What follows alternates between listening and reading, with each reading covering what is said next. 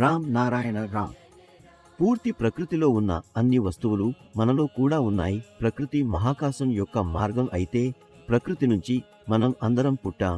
ప్రకృతిలో ఉన్న ప్రతి గుణం, వస్తువులు అన్నీ మనలో ఉన్నాయి. కాబట్టి మనం అందరం మహాకాశం యొక్క భాగమే. ఈ అల్లాహ్, ఈశ్వరుడు, భగవాన్ అని మనం వేరు వేరు నమ్మిన దైవాలన్నీ ఒకటే మరియు అవన్నీ మహాకాశమే. మహాకాశం మనకు ఎలాంటి ఉద్దేశ్యంతో మనలను ఇక్కడ పంపించిందో ఆ ఉద్దేశ్యం మనలోనే ఉంది.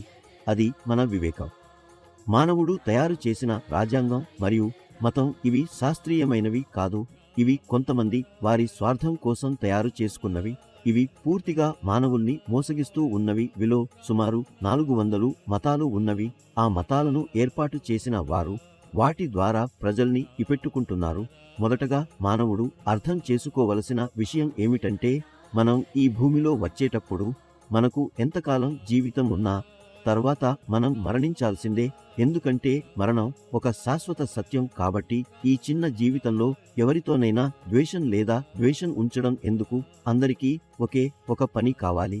అందరితో ప్రేమగా ఉండాలి. ఒకరికొకరు సహాయంగా ఉండాలి. దీనికోసం మీరు మీ మనస్సులోని వివేకాన్ని వినాల్సి ఉంటుంది. అలాగే రామ్ నారాయణ రామ్ అనే మంత్రాన్ని నిరంతరం జపించండి. ఈ బీజమంత్రం మీకు మీ లక్ష్యానికి చేరుకోవడానికి మార్గాన్ని చూపిస్తుంది. ప్రకృతి మరియు మన మధ్య ఎలాంటి వ్యత్యాసం లేదు. ప్రకృతి ఉంటేనే మనం ఉన్నాము. ఆకాశంలో మరియు ప్రకృతిలో ఉన్న అన్నీ మన శరీరంలో కూడా ఉన్నాయి. ప్రకృతిని మనం తీసివేస్తే ఏ ధర్మం, జాతి లేదా ఆలోచన విధానం నిలబెట్టలేడు. ఈ భూమిపై ఉన్న అన్ని వస్తువులు ప్రకృతికి సంబంధించినవి. మనం ఎప్పుడూ ప్రకృతిని పూజించాలి. అది మనలో ఎప్పుడూ గుర్తుంచుకోవాలి. ఆకాశానికి ధన్యవాదాలు చెప్తి అది మనకు ఈ జీవితం మరియు అన్ని భౌతిక సుఖాలు ఇచ్చింది. ఈ కాలంలో మానవుడు మరచిపోయాడు. ఈ భూమిపై తనకు ఏమీ లేదు. ఈ రోజు మానవులు ధర్మం, జాతి, పేదరికం, ధనసాధన ఈ విషయాలు చెప్పుకుంటున్నప్పుడు అవి ప్రకృతిని తయారు చేసిందా? లేదు. ఇవన్నీ మన భూమి ప్రజలచే తయారు చేయబడినవి. ఇవన్నీ మానవ సృష్టి. మనం ప్రకృతికి ఎంతగా కృతజ్ఞతలు చెప్పినా అది తక్కువే. ప్రకృతే మనందరినీ అందించిందని అర్థం లేకుంటే మనకు సొంతంగా ఎలాంటి సత్వరము ఉండేది? ప్రకృతి మనకు జీవితం ఇచ్చింది. మన వివేకం, బుద్ధి అన్నీ ప్రకృతి నుంచి వచ్చింది. మనం చేసే అన్ని పనులు మన వివేకం చెప్పే పదాన్ని అనుసరించి చేయాలి. వివేకమే మనకు ఏది సరైనది మరియు ఏది తప్పు అనేది చెబుతుంది.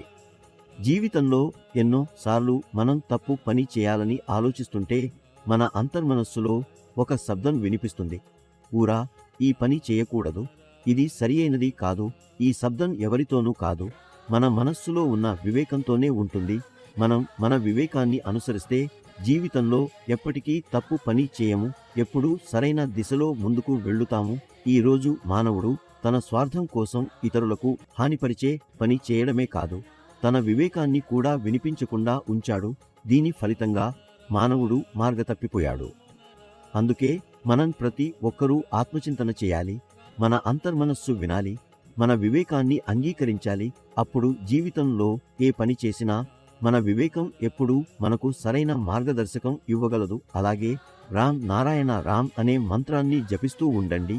ఎందుకంటే ఈ పేరు మాత్రమే మీ జీవితాన్ని రక్షిస్తుంది.